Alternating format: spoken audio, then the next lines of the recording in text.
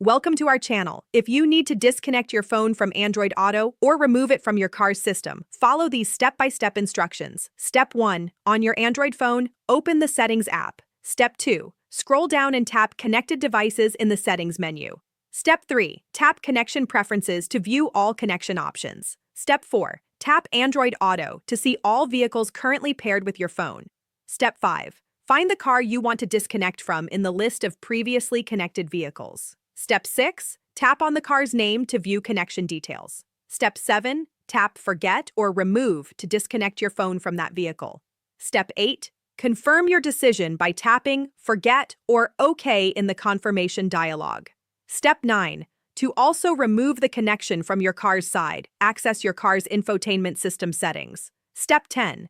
Navigate to the Bluetooth or connected devices settings in your car's system. Step 11. Find your phone in the list of paired devices. Step 12. Select your phone and choose the option to remove, delete, or forget the device. Step 13. Confirm the removal on your car's display to complete the disconnection. Step 14. If you're selling or trading in your car, perform a factory reset on the infotainment system to remove all personal data. Don't forget to like this video and subscribe to our channel.